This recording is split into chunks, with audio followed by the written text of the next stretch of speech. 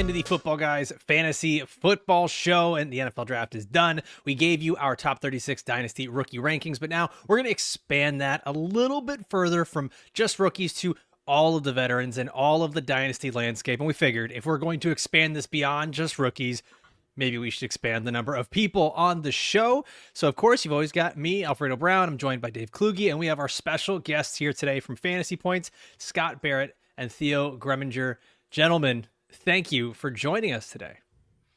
Happy to be here. You guys came on School of Scott and crushed it last week, and now we're ready to bring the same heat over to your pod. We're using the term "crushed it" very loosely here. I see that's a good way to start this off. Good indicator of how this show is going to go. Dave crushed it. For the record, it was Dave. It was Dave. There we go.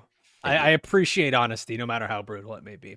All right, let's do this, guys. We are going to be talking about, what is it? Let me just do some math. Approximately at least 16 players. So maybe more. Let's jump right into it. Scott, I want to start with you with who is your first Dynasty riser after the NFL draft? Yeah, so I saw this show sheet. You asked these questions, and the answers I gave have to be the ones that kind of like impact me the most, like selfishly, or just and it's Caleb Williams, who's like a player. You're a Bears fan, right, Dave? I am, yeah. So I'm pretty thrilled with the way this worked out.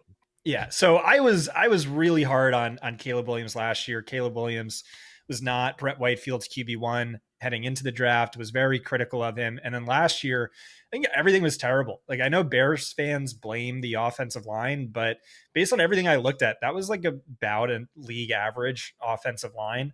It really wasn't horrible. It was just that Caleb Williams was awful. It was the worst pressure to sack ratio of any quarterback besides Will Levis in 3 years. It was the least accurate quarterback, 10 plus yards, 20 plus yards downfield of any quarterback the last 3 years. It was a number of stats that were awful when this was a player who was supposed to be going to the greatest landing spot ever for a rookie quarterback. And he's supposed to be, according to anonymous scouts, the best rookie prospect at the quarterback position since Andrew Luck. And yeah, so I was very critical, and I had tweets that kept going viral. Bears fans not happy with me, not in their good graces.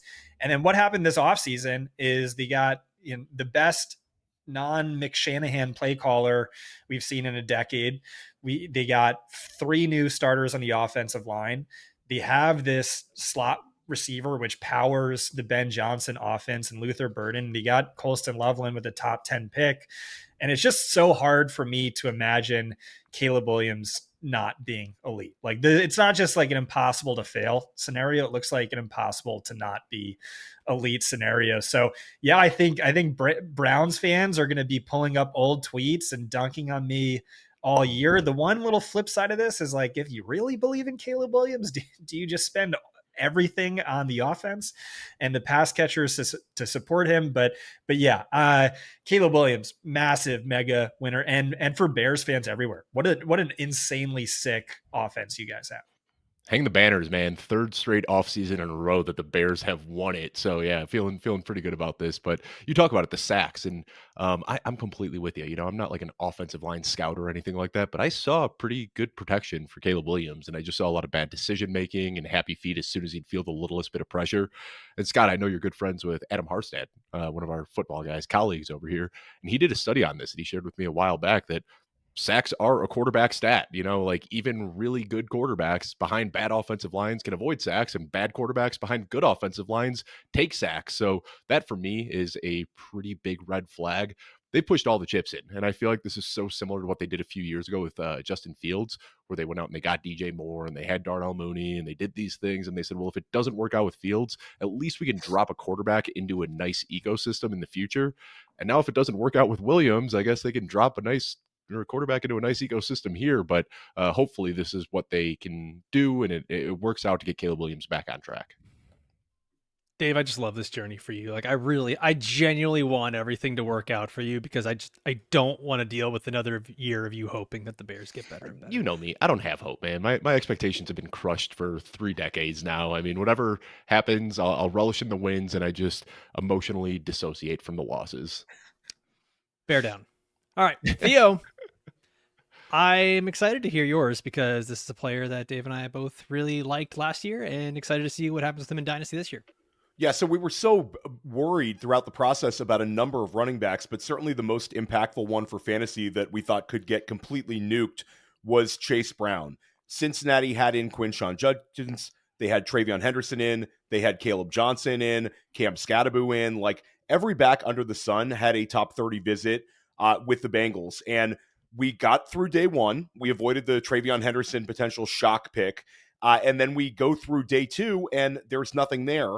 And then they don't select a back until Taj Brooks. And I like Taj Brooks. I know that's a guy that Scott has written up very positively, and Brett Whitefield likes as well. But I think for me, Taj Brooks is a guy that's battling out with Zach Moss for that direct handcuff job.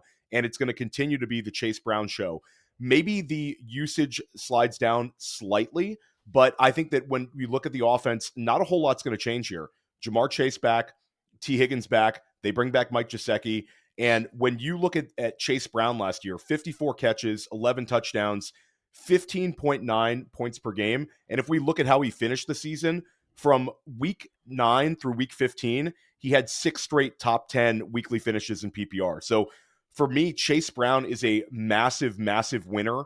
It's a huge turnaround for dynasty managers where there was like that period of time you could buy low on Chase Brown.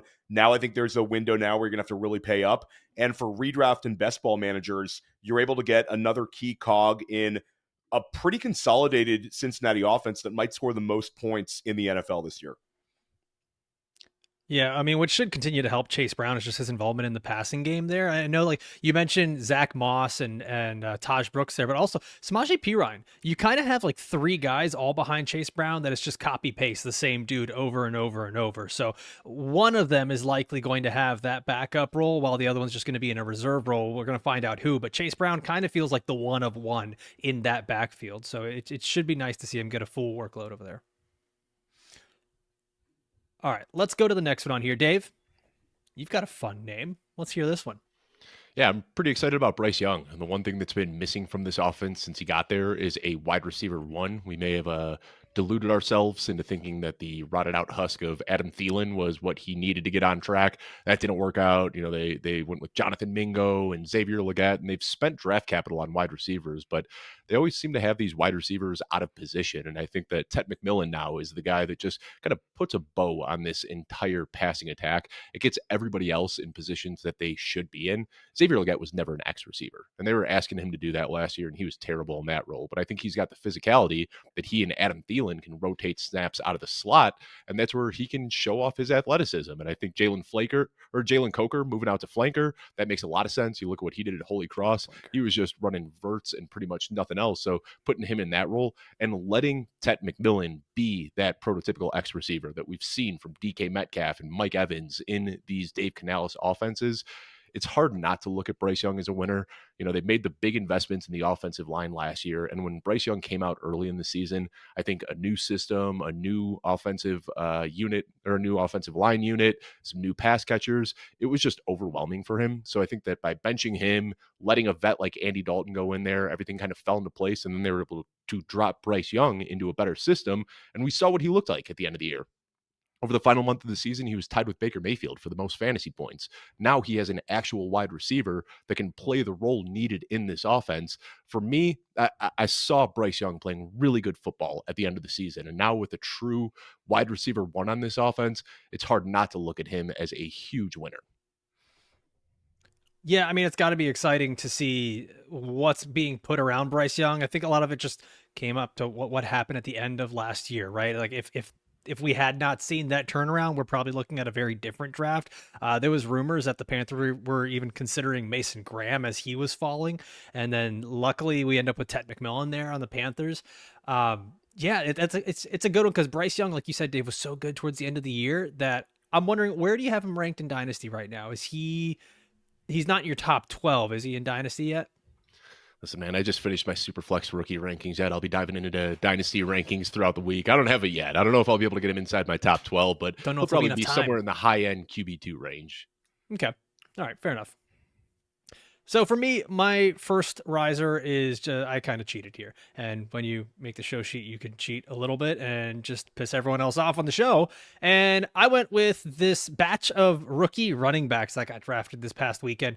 Ashton Genty, Amarian Hampton, Travion Henderson, Quinshawn Judkins, RJ Harvey, Caleb Johnson, all to varying degrees are major winners because in past seasons, we have just seen running backs that we all fell in love with, that we all really liked, end up on these teams where they're either A, not a good fit, or B, going to be in a major timeshare where they're not getting the full workload that we want. Now, some of these guys are probably going to end up in some sort of a timeshare, but each of them ended up in good spots where we're not, I don't think any of us are really all that upset. Are any of you guys like worried about any of these one players? I think Judkins might have the role that worries me the most going forward, just because of the team, the environment, and they drafted another running back in the same draft. But is there any one of these guys that stands out to you as maybe not a winner? You could make an argument with Judkins where he was a winner for like 2 rounds, and then the Dylan Sampson pick sort of threw a wrench in there because is that offense going to be a high quality one enough to support Judkins losing a little bit of work? So I think like Judkins would be the only one you poke holes at, but draft capital wise, landing spot wise, you take it with Judkins. You just don't like the Sampson involvement. Nobody got Caleb Charbonnet. Johnson, I think a lot of people were thinking he'd be a round 2 pick, falling to round 3, and then, landing on a team with Jalen Warren, who's going to take the majority of the passing down work. Not going to be a great offense. I like the long-term outlook for Caleb Johnson, but I think 2020, if they land Aaron Rodgers, totally different situation. But if they go into week 1 with Mason Rudolph and Skylar Thompson battling out for QB1 and all he's getting is early down work, that's a short-term outlook I'm not crazy about. Is the writing not on the wall there, Dave? Like, don't you think if they knew they weren't getting Aaron Rodgers, they probably would have prioritized quarterback in this draft? Rumor right now is that Aaron Rodgers let them know 48 hours before the draft what his intentions were. But we don't know what those intentions were. They just told us that he let us know what the intentions were, and still not there. If he's not going to Pittsburgh, do you think Mike Tomlin's like, we're good. We're good. Will Howard, come on down. He's also been working out this offseason with both DK Caleb, Metcalf and Caleb Johnson. Yeah. That's a great one. I love the fit there, man. I know, Dave, you're not as high on Caleb Johnson now. It's the fit here is great in Arthur Smith's system, and we've just seen it. Jalen Warren's gonna have a piece of the pie, but I don't think it's enough to stop Caleb from being productive here. Scott, give us your second dynasty riser in your rankings. Yeah, I just want to say I agreed with those 6 running backs, but I'd also add Bajal Tootin and Cam Scatabo to that list. I thought those were great landing spots. And, even if it's not day 2 capital, it's like 3 picks away from that. And, super deep class where teams waited. So I wouldn't penalize them too much for that. My riser is Devon Achane. Last year, we were insanely high on him. I think it was like week 8. Ryan Heath was like, there's no player I would rather own in fantasy than Devon Achane. I'm like, that's a little bit of a hot take. He's like, no, I believe this. And then he said it every single week. And it was a weird year where he had 7.6 yards per carry, or 7.8 yards per carry as a rookie, the most ever in NFL history. And then last year, the efficiency kind of fell off a cliff, only 4.5 yards per carry. But what did he have? He had elite volume where he had over 200 carries. He had 87 targets, 78 catches, and he was dominant as a pass catcher. And so, talk to Ryan Heath. And again, he's like, no, I'm all in on Devon Achane. I think he's going to go nuclear this year. And I'm like, I would love to believe that. It's just, I really worry about Miami spending high-end draft capital on a running back. We know the history of this Mike McDaniel offense. It's typically by a committee, but no, they didn't spend any early draft capital on a running back. They took Ollie Gordon, round 7? That's a running back I like, but round 6, round 7, whatever it was, can't really view that as a serious threat. Alexander Madison's there. We know what he is, which is just a backup. Jalen Wright, they did spend, day 2 capital on him a year ago, but not a player I was all that impressed with as a rookie and coming out of college. So Devon Achane, wheels up. You really could have a league-winning scenario here, especially if he pairs the volume as good as it was last year with the efficiency that we saw in his rookie season. And I also think we're not completely out of the water with Tyreek Hill moving on. They didn't trade him during the NFL draft like a lot of people predicted, but they still just might straight up cut him after June 1st. And then there would be even more of a Devon Achane offense. So I completely agree with Scott. And for dynasty managers right now, you also get the added bonus that it's Ashton Genty mania and also Amari and Hampton. I'm seeing startup values where Devon Achane is falling along the lines of like a Bucky Irving rather than with the truly elite guys. So Devon Achane can give you a RB1 overall season this year. It's the pathway is completely there. And Miami improved their offensive line and defensive line during the draft, didn't touch offensive skill position players when it mattered. All right, Theo. Talking about running backs, talking about guys that are moving up. Let's hear it. Yeah, so Travion Henderson, the New England landing spot for me was not one that I really projected in the draft process, but the more and more I kind of unwind it, the more and more I love it. There's a lack of true weapons on that offense. There's also a lack of pass catchers. Travion Henderson could have an incredible role. I mean, Scott referenced Devon Achane. I think that they could use him a lot like Achane in the passing game there. And also, he has the ability to get these home run hitting long runs that are going to be amplified by playing next to Drake May, a very mobile quarterback. I think Henderson, the more and more you look at it, Henderson is just in this spot that he could end up being the steal of all rookie drafts, even with his inflated price tag. He's settling in at about the 105 in single QB leagues right now. And in Superflex, he's just a little bit behind. But for me, I think Henderson landed extremely well. And it was a spot where I think they're just going to have to lean on him. And when you look at Drake May also is not only helped by the Travion Henderson draft pick, but also the Kyle Williams draft pick. And then really what they did on the offensive line. They get Will Campbell, who was probably the best tackle or the second best tackle in this draft, very clean prospect. And then they get Jared Wilson in the third round, who a lot of people thought was the best center in this draft. So for me, the Henderson May backfield could end up being fantasy football gold. I think May has a chance to finish as a QB1 this season in redraft. And I think Henderson is a guy that I wouldn't be surprised if he's like 15 points per game as a rookie. And I think he's a locked-in dynasty RB1 right now. Yeah, one of the things about Travion Henderson is I think a lot of people immediately think of how explosive he is and what he can do in the passing game. I think that one of his immediate calling cards to get on the field is how good he is as a pass blocker. And if you're trying to set up a good ecosystem for Drake May, like that's going to be it, is having Travion Henderson on the field no matter what. And like, I mean, Ramondre was already losing snaps to Antonio Gibson last year. So yeah, Travion, man, that's going to be a good one. Dave? I will say I saw Mike Vrabel specifically commented on that, where they said that Travion Henderson was one of the best pass blocking running backs they've seen coming into the league. So that immediately should put him on the field for valuable snaps. Yeah, and Chris Ballard talked about that as well. I don't know how it got it to discussing other teams' draft picks, but Chris Ballard basically went out of his way to say that it was one of the best pass protectors he's ever seen in the process was Travion Henderson. Yep. God, that's just sliding door right there. That would have been a nightmare. Travion Henderson on the Colts. That would have just been awful. By the way, did you guys hear the rumor that what's his name? Vrabel likes to throw on pads and helmet and like make contact with these rookies when they come for visits so he could see how solid they are as players, like actually just like hit into them. And he loved when he was hitting Travion Henderson. He's like, this guy, he can hang. Whether it's true or not, I love it. Vrabel's I love that. I think that's important because even Theo and I went to war with Brett a number of times over Travion Henderson because he wasn't as high on him as we were. His knock was Henderson plays soft. He kind of plays like a wussy. He comped him to DeAndre Swift as a sort of pejorative. Yeah, and to me, like I saw a little bit of that in the analytics, but I also saw like Devon Achane, I saw Dalvin Cook as viable comps, and yeah, it's like if that is his biggest a big weakness, like would he really go to a Mike Vrabel team that's defined by toughness?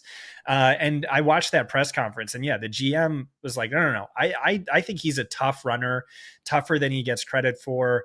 I think he's better inside than people suggest. Like we trust him there.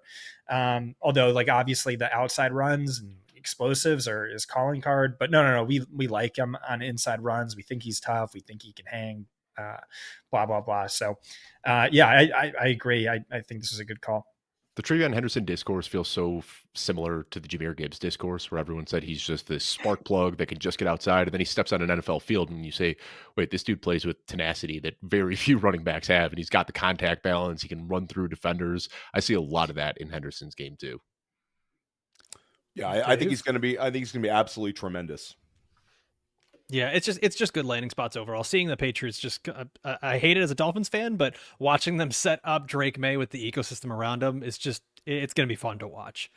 Now, Dave, you have a duo here, a combo, rookie and veteran together, who have been paired after this NFL draft. Yeah, Trey Harris gets the round 2 draft capital that we want to see, and he lands on a team that has an established and versatile wide receiver 1. So that's perfect for his development. You know, if he can't go out there and run every route in the book, they're not going to ask him to. Ladd McConkey can do that, and he can do exactly what he did at Ole Miss. So I like this landing spot for him because it gives them the opportunity to kind of slow roll his development and see what he could turn into. But I think the big winner is Justin Herbert. I mean, I just love what they're doing in Los Angeles. They made big investments in the offensive line last year, bringing in Joe Alt. They've got 2 really good tackles there that can set that up. One of the best offensive lines in the league. And now they've got Omarion Hampton and Najee Harris. That's going to give them a strong run game that's going to help open up the deep shots. And you just look at everything that they've done here in Los Angeles.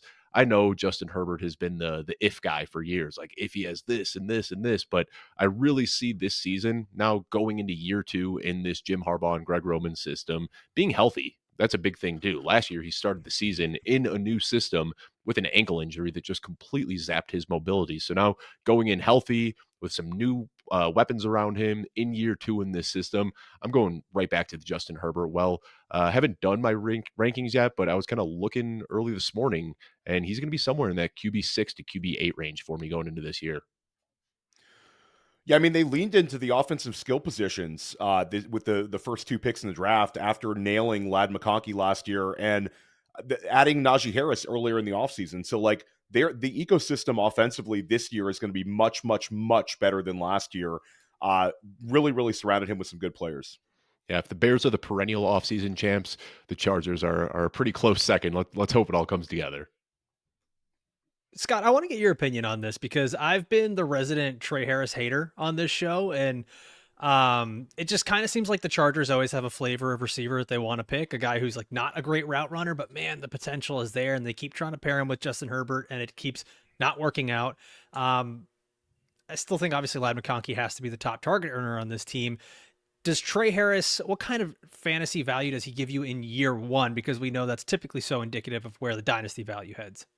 Yeah, remember, I really struggle with Trey Harris, and draft capital is way better than I was expecting. I started off in the process like really wanting to love him. He had the most yards per route run of any wide receiver in any season in PFF college history, spanning over a decade by yards per game. It was, top 10 by any power conference wide receiver this past decade. And then I just dug into the red flags, and there were so many, and they were so damning. I really turned on him, and again, maybe it's, not just the numbers, it's sort of, the emotions that go into it, where I wanted to love him in this weak class. And then, I just kept coming up with reasons to not like him. But yeah, I mean, if I knew that Jordan Watkins, that was one of my red flags is, in games that Trey Harris missed, Jordan Watkins stepped up, didn't miss a beat, was comparably productive. I think more impressive if you schedule adjust it than what Trey Harris showed us. And the offense as a whole in games that Trey Harris missed only declined by 3% in passing yards per game. But Jordan Watkins went round 4. So if I knew that Trey Harris went round 2 and Jordan Watkins went round 4, like I should have been way higher on Harris. But still, I can't shake it. I am, maybe it's take lock. I'm still a little pessimistic. Watching that press conference, didn't really blow me away with reasons to justify the pick or why they liked him. Matt Harmon, who is very high on Trey Harris, said, I think he could do great in that X role, even if it is a sacrificial X role. And that's sort of how I see it. It's, you had Josh Palmer, ASCOD, average separation score, much higher than you would think for a player who wasn't as productive. And so I kind of see it like that as, Josh Palmer role, maybe Josh Palmer light in terms of production, or maybe I'm just a hater. I don't know, but congrats to you, Dave. You got great draft capital there. But for fantasy, I don't know. I'm not expecting too much, but again, maybe that's just take luck.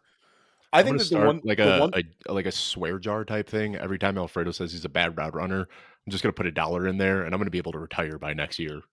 Oh, you got to do a highlight reel of him just saying that over and over again, and Trey Harris routing up dudes this year. Yep, I think I might have to. I think the only fear with Trey Harris is we're sort of projecting him to really, really, really overtake Quentin Johnston.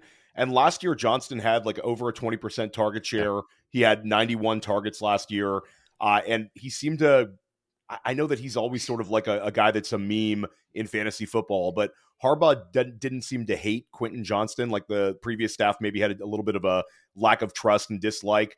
So for me, Harris should get that role and then some, but I just worry about the presence of Johnston turning that into like a wide receiver 2 and wide receiver 3 situation where the usage is similar enough that neither one is playable. Yeah, and I should say, like, if he gets Quentin Johnston's job, like, it's going to be so hard for him not to be successful for fantasy, because QJ was so set up for success. Like, he had a ton of screens, padding his fantasy stats.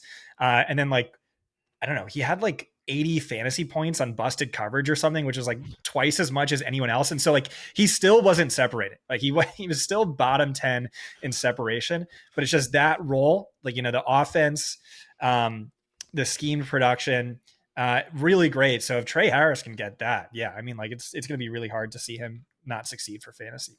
And with a bigger threat of a run game now, and the defense is going to have to focus on Ladd McConkey, I just see even more opportunities for busted coverage. I think we're going to see a really good Chargers offense this year. Hey, and tons of busted coverage in that Ole Miss offense. So Right. at least he's experienced with it. All right, I'm gonna give my my last risers here. And Dave, I took a play out of your book here. I went with a veteran quarterback that got a rookie receiver, and I went with Trevor Lawrence and Travis Hunter. And it's kind of weird to say that Travis Hunter was a winner in this, because he did go as equally as high as we always thought. The problem is that we always thought that he was probably going to go to the Titans or the Browns or the Giants, where there was not going to be a good offensive situation. Whereas going to the Jaguars with Trevor Lawrence, who I also count as a winner here, with Liam Cohen, a guy who has been able to construct offenses everywhere he goes. And then I know that Brian Thomas Jr. is already on the Jaguars here, but Jaguars lose Evan Ingram, who, I mean, he had just been, and Christian Kirk for what that's worth as well. These guys were controlling really a lot of the intermediate and short area targets that were coming in through that team. Whereas Brian Thomas, so much of his production came off of deep throws, touchdowns. Now, I'm not saying that Brian Thomas is not, this is going to be a wide receiver at 1A, 1B situation. The good thing is that these guys can each get their fill of targets in different ways. And Trevor Lawrence ends up being the big winner here. They've established they went out and got a couple of established veterans for the offensive line. They even drafted another guard in I believe it was the 3rd or 4th round, adding another running back to the stable. They're doing the same thing that the Patriots are. They're just trying to add an ecosystem around Trevor Lawrence. Let's give this one last good ride with Liam Cohen here. And I think that's what the Jaguars just continue to do, is build around Trevor Lawrence. So Lawrence and Hunter, to me, it's a duo that should be on the rise, which is just still weird to say for Hunter. I'm a fan of Gladstone. He caught a lot of flack for his, He's our his age. press conferences. Yeah, he's a young guy, and I think he takes things a little bit seriously. But I don't know. I think it's silly to write somebody off for a bad introductory press conference. I thought we learned our lesson with Nick Sirianni and Dan Campbell, but I like Gladstone. I like. You can write him off for a white jean jacket, though. Yeah, fair. All right, guys, let's go into our fallers now. This is where we get to be negative for about 30 straight minutes. So, Scott, kick us off. Who are your first Dynasty fallers? Well, I mean, it has to be Shedeur Sanders, right? It goes to round 5. We almost did it. We almost won a show. Yeah. Goes to round 5. Wasn't even the first quarterback they took in this draft. But yeah, that one's maybe a little too on the nose. So just guys that I got wrong, at least, draft capital. Isaiah Bond, I mean, my rankings look bad, but that was before all the allegations came out. Didn't really know about the off-field issues. And then Alec Ayomanor, another player I was pretty high on. Brett Whitefield, our resident film expert, extremely high on, said he was wide receiver 2 in the class based on film. Granted, it was a very tight tier and sort of like a 5-way tie, but that's how he had it. Per sources, it was bad medicals. And the way this works is every NFL team gets access to the same medicals. So kind of makes sense. You would see a player with bad medicals fall to the extent that he did, but I don't know. I'm still a little optimistic on him, but definitely a player I had to move down. And a few, none of the running backs I loved really got hammered with bad draft capital or bad landing spot, but a few of them I like: Damian Martinez, Ollie Gordon. But I think Alfredo is going to talk about them in a little bit, or I don't know. He's on someone's show sheet, I think. I'm going to talk about every single running back apparently in the NFL. That's right. That's what I decided to do. Well, Scott, what I'd say, I think that we obviously want to look at draft capital as kind of the guiding metric in post draft analysis here. But I think there's two receivers that jump out to me that you can kind of put a little asterisk next to their name in the draft capital. Alec Ebenor is one of them, and Torrey Horton is another. Those were both guys that fell for medical concerns, so they didn't fall to day 3 because they're bad wide receivers. They fell because of health risks. And the guys that we have seen come out of day 3 that end up performing, a lot of times those are guys that slid for character concerns and for medical reasons. So typically you see a day 3 wide receiver and just assume that's the end of the road for them. But I think there's still reason to go after Ebenor and Horton in your rookie drafts. Yeah, and Brett Whitefield on the record says he's going to start day 1 for Tennessee. And when you look at that wide receiver room, it's sort of exactly what they need. A wide receiver with youth and speed and size, play opposite Ridley. So Iamaner, bad draft capital, but decent landing spot. Right.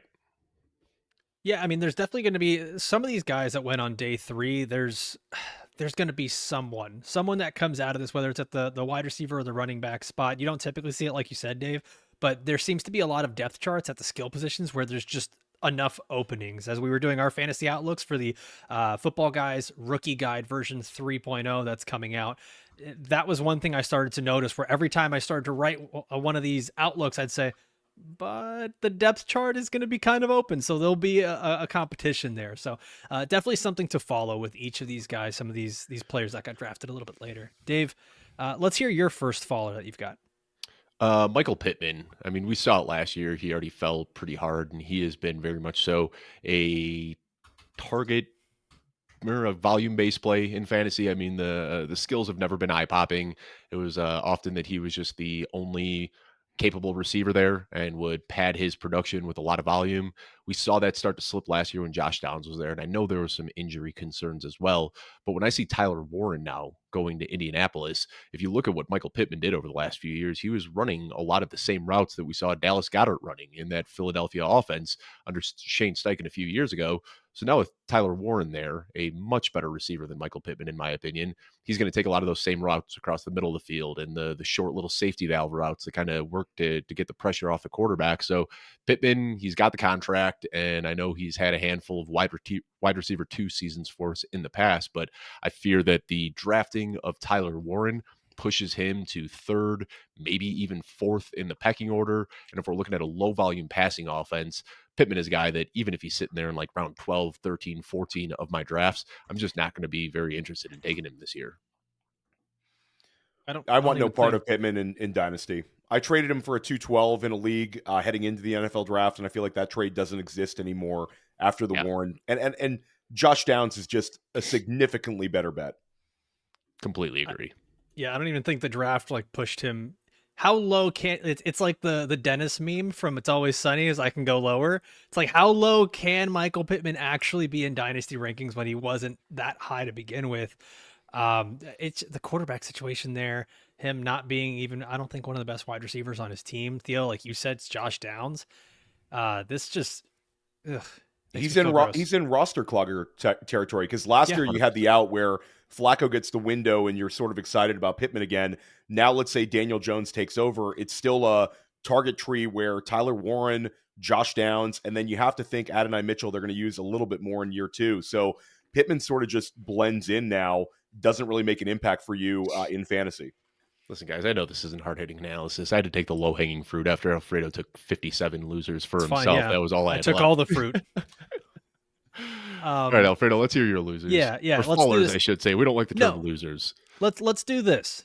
Theo, you and I basically did the same thing here. So let's Wonder Twin powers activate. Let's save time. Let's talk about this together, because you and I both kind of have these incumbent running backs as fallers in the Dynasty rankings, where you've got Jalen Warren and Najee Harris as guys that went from free agency winners to post-draft losers. That's fun to say.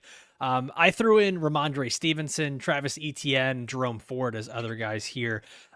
Kick us off, man. Like, aside from the obvious here, right, that they draft these rookies early, there's still going to be a role for these players. But in Dynasty, it kind of seems like the clock is ticking on these guys.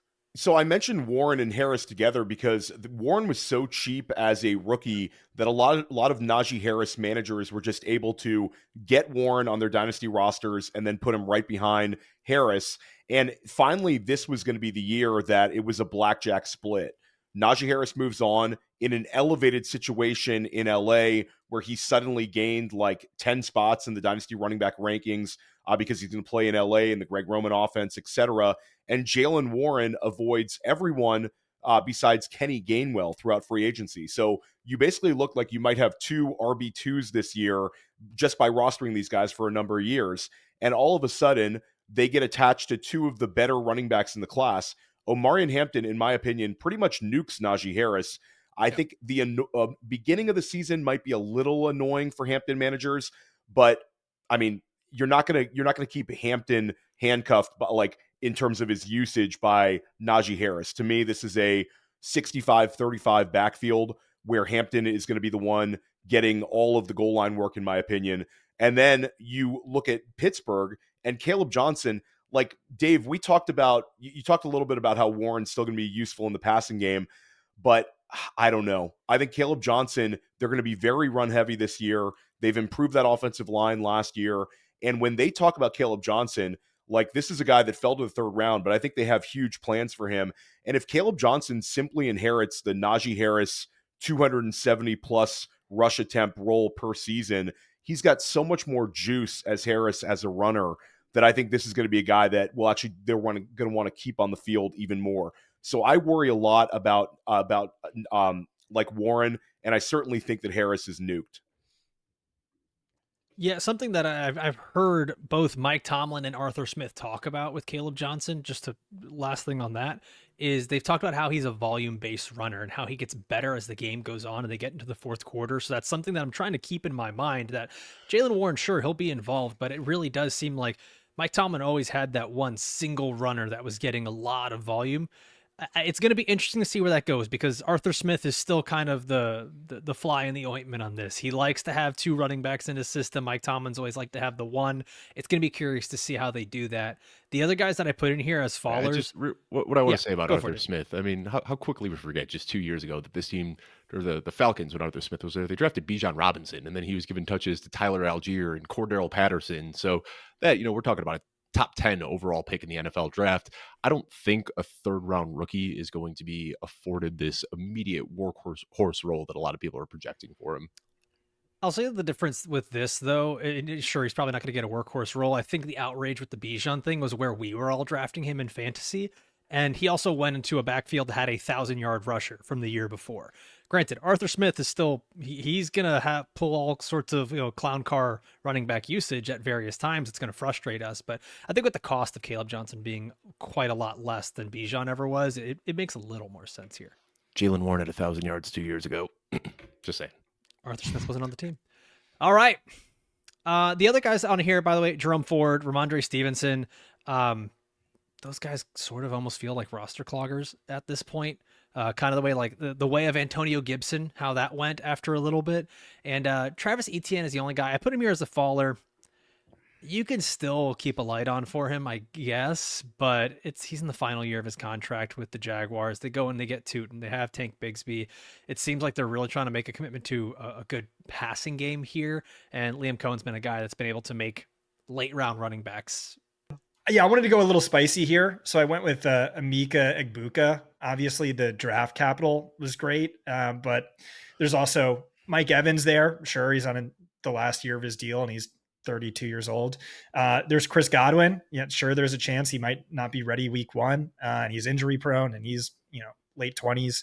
But I mean, it's just kind of hard to see him being not losing value this year. And sure, like great spot long term, really good draft capital. But what do you think his price is going to be a year from now? And so when I'm doing my rankings and I'm looking at him next to RJ Harvey, Caleb Johnson, Cam Scatabo, Basil Tootin, it's hard to me imagining he's not cheaper this time next year where those guys can, gain ground and be more valuable. I have him above Matthew Golden, but I also have Luther Burden ahead of him. And again, like all those running backs, I think I might prefer those. So just not a great landing top spot in the short term for sure. So Jeff Bell and I talked about this yesterday, and it's kind of funny because with Ibuka, if you're drafting him, you're not taking a 0 in year 1, but it's going to be tough year 1 because he's got Mike Evans and Chris Godwin ahead of him. There was the same thing last year when Roma Dunze was drafted to a team with DJ Moore and Keenan Allen. It was the same thing with Jackson Smith-Njigba 2 years ago when he was drafted to a team with DK Metcalf and Tyler Lockett. And you'd think that people would say, I know I'm drafting this guy and it's going to be a tough year 1. All of those guys severely plummeted in value after their rookie season. So I think you make a good point here, Scott. Like, we know Ibuka has 2 veterans who are entrenched in the system ahead of him. We know that there's probably not going to be a ton of production here, but still, because of how reactive dynasty managers are, I think it makes sense to just pass on him in this rookie season, in these rookie drafts, and go out and try to buy him cheap after this year. And it sounds silly because you think everybody is going to know to do that, but we still see it with JSN and Roma Dunze, and we're probably going to see it again with Ibuka here. I think if you want exposure to Ibuka, and if you play in multiple dynasty leagues like most dynasty managers do these days, take Ibuka when he falls into the second round, because I think that there's a lot of variance right now between the back end of the first round and the early second in superflex leagues. So you will get some Ibuka second round exposure, and you can draft the hell out of him in best ball, because I do think, like you said, like he's a talented player in an offense that's going to score a ton of points. And he's going in a range on like underdog, FFPC, best ball, non-dynasty, where get your exposure to Ibuka there. If he ends up hitting a bunch of smash weeks, you can make your money in best ball. But I do think it's going to be very difficult to predict when to use him in a traditional pick your starters, managed dynasty league. Let's go to our next one here. Theo, your final faller. Yeah, so Scott talked about Caleb Williams being a huge winner. And I'll talk about his receivers being fallers. When you talk about what Chicago did, the narrative that they were going to get Ashton Genty went out the window. We thought that they would maybe get a tight end, but they also double tapped it by selecting Luther Burden at the beginning of the second round. We know how much they love Colston Loveland. This is a player that you took 10th overall, extremely high for a tight end. They draft him ahead of Tyler Warren. Basically, Colston Loveland is a guy that I think they're betting on to have a massive role in this offense in not only 2025, but a role that could be growing when we look at 2026, 2027. Loveland, I think, is going to give us multiple top 5 tight end one seasons in fantasy. But then the Luther Burden selection, I think that is a really troublesome one, because when you saw Ben Johnson's press conference, this is a player that he is extremely high on. He called him a stud, and he said that he asked the beat reporters if they watched the highlights, like when they asked him about it. like I mean, it's like the tape doesn't lie kind of response. And he mentioned that he was from the same high school as Jamison Williams. Talked about him being a dog. Like, Luther Burden's a guy that what he does for Roma Dunze is, I think, both short-term and long-term, it limits Adunze's slot usage. And I think one of the big Adunze is going to completely break out this year narratives was we're going to see this big slot role. I think Burden is a natural slot there. And for DJ Moore, I don't know where he's going to play in 2026, but I don't think it's going to be Chicago, not after the Burden and Loveland selections. So for me, it's short-term, Roma Dunze takes a hit, and DJ Moore's ceiling outcome gets kind of wiped out by these additional targets. And then a longer term, DJ Moore, we have a big question mark about where he'll be playing football in 2026 will be age 29 at the time. Theo, Scott, I don't know if you guys saw this. Alfredo and I talked about it on a Monday show, but did you see Ben Johnson too with his not so thinly veiled message that was kind of towards DJ Moore, talking about how, hey, even if you're not the primary receiver on a play, we want people playing with 100% intensity and we want guys blocking out here. And that was, right after DJ Moore was giving up on routes and walking off the field before the whistle blew. So DJ Moore, yeah, I think his seat in Chicago is getting pretty hot right now. I'll give Scott some quick props right now. Scott watches every single minute of every single press conference post NFL draft, and this year did it with Greg Branos of Coach Speak Index. So, Scott breaks down each and every one of these in podcasts with Greg. Really good stuff. Check that out, School of Scott. Yeah, I will say for sure watch day one and pay special attention to the Luther Burden segment, because this is not a player I was high on. And now you look at my ranks, I am really, really high on him. And the only way that happens is if you get a dream landing spot and that's what he got. And it wasn't so much the press conference from the weekend. It was press conferences from Ben Johnson back in 2022 and leading into this draft that have me so convicted on Luther Burden. Yeah, this is going to be one of those, like, we've all kind of looked at Ben Johnson's slot role and the usage that he's given to that position, whether it's Amon-Ra St. Brown, Jarvis Landry, there's even Danny Amendola for a little bit on the Dolphins there. But I wonder this, Scott, and I want to ask you, is like, do we often look at these coordinators and we always do the thing where we say, well, the player on his new team is going to take over the role that this guy coached on this previous team? Do we do that too much to try to project, or is that kind of what we need to do if we want to see what roles these guys are going to have? Maybe. But I think it's different with Ben Johnson when he's literally telling you that. And he's saying, like, everywhere I've been, the focal point is the slot. And like, that's crucial to my offense. And why is it crucial to my offense? It's because it's so much harder for a defense to take away a slot receiver.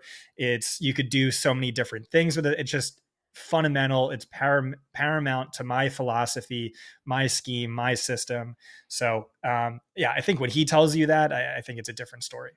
And then I think a big thing too is when you can stay in hurry up and not allow the defense to sub in and out, and then you can switch that slot between Luther Burden and Colson Loveland. So you're going to have the same defender having to switch off between Burden and Loveland. I mean, it's just going to be a mismatch nightmare. I really love these two additions to the offense.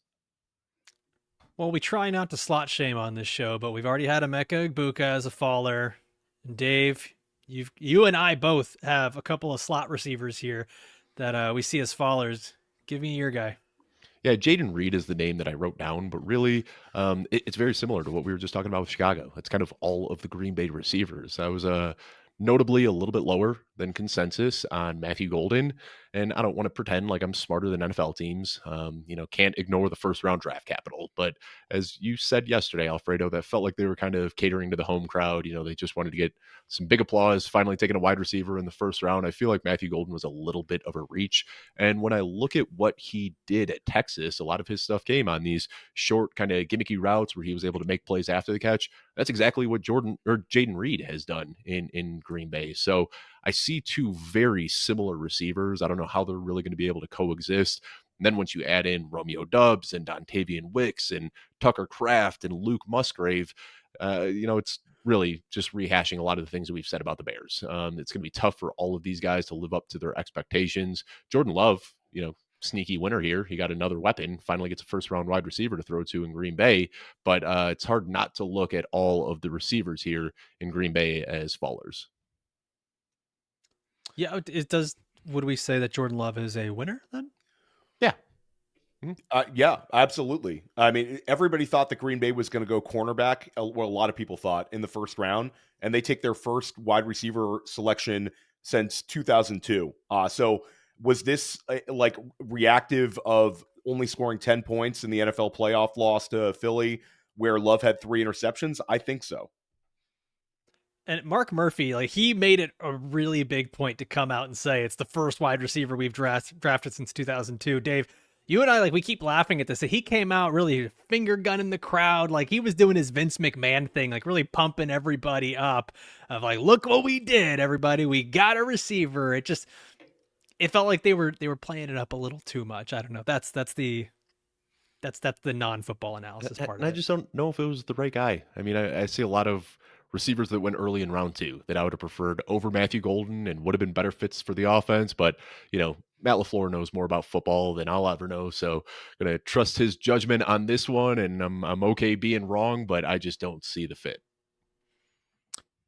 Well, this last one here kind of felt obvious, and I feel horrible even saying it, but I think it's over for Tank Dell. And I think that some of us could have said that a little while ago with how tough this injury was. But when there was at least an open depth chart and an open wide receiver room for him to come back to, I listened to this has nothing to do with the talent of the player. Tank Dell is a phenomenal talent, but at his size and with the consistent injuries that have come with the severity of this injury, and then now with the NFL draft where they add Jaden Higgins and they add Jalen Knoll, I struggle to see where Tank Dell comes back into the fold and commands the same kind of target share that he did before. If he is able to overcome the odds and be healthy once again and play at the same ability that he used to before, this is a guy that's going to have to overcome probably a target share that I don't think is there.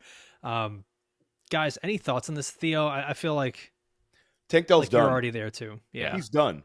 They double tap the wide receiver position, and also Jalen Knoll and Jaden Higgins are equally good bets to Tank Dell. Those guys are really, really good players.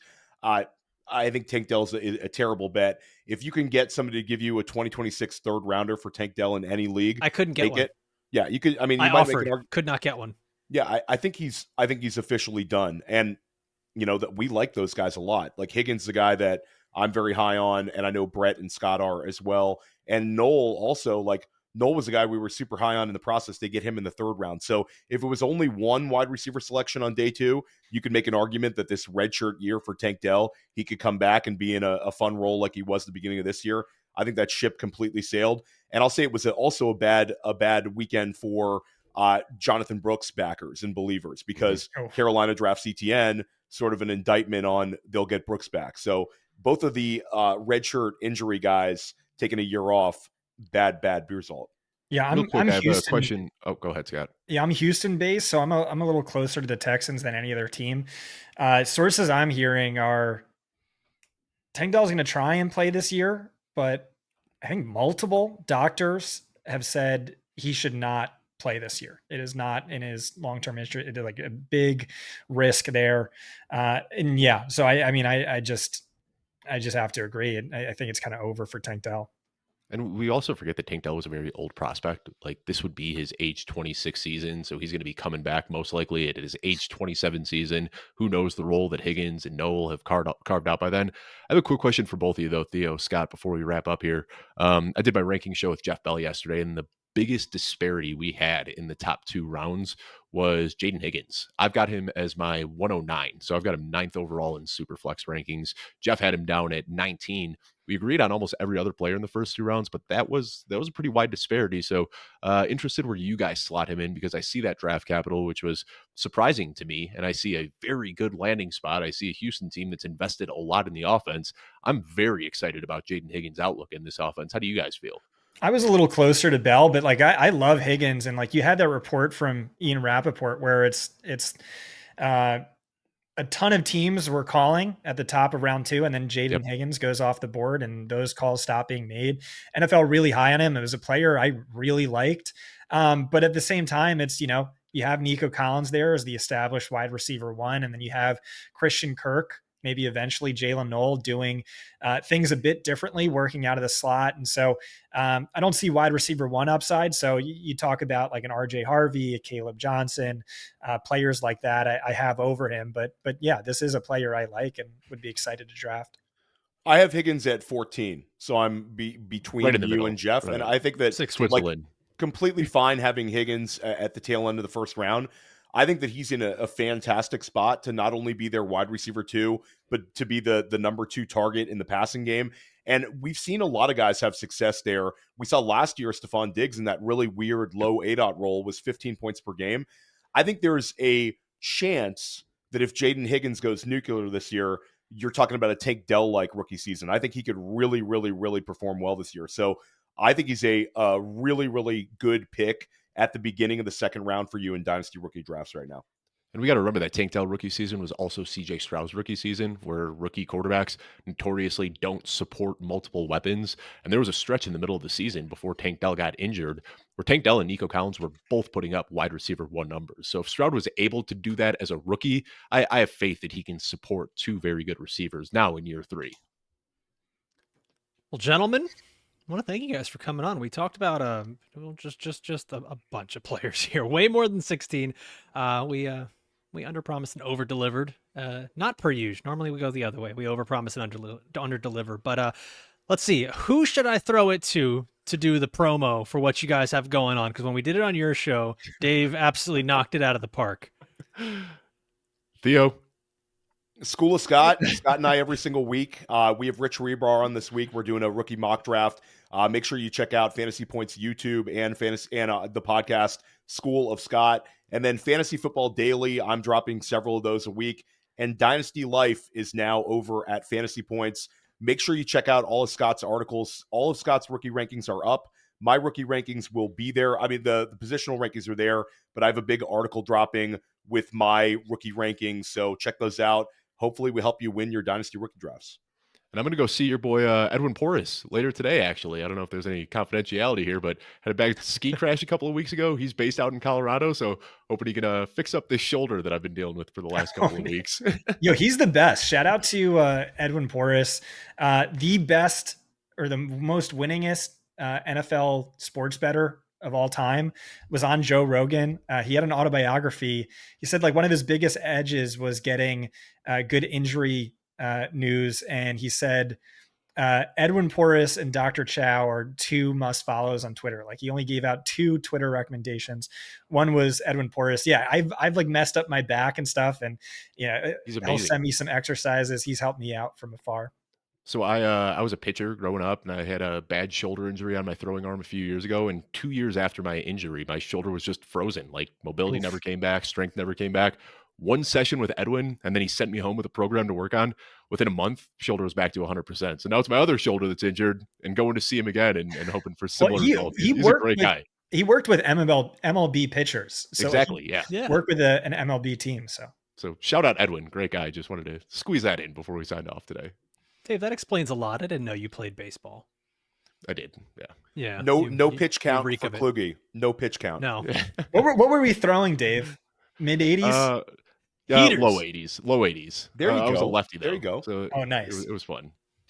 You were a lefty. Now you're a righty? Still am. I mean, I don't think I'll ever be able to get above 60 again, but I can throw without my arm feeling like it's going to fall off, and that's what I was hoping for. Nice.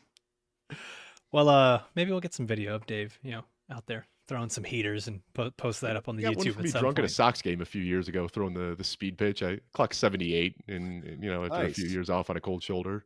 There we go. We'll get that up on YouTube somewhere. I'm sure Joe Bryant would love that. Well, big thank you to our guests here from Fantasy Points, Scott Barrett and Theo Gremminger.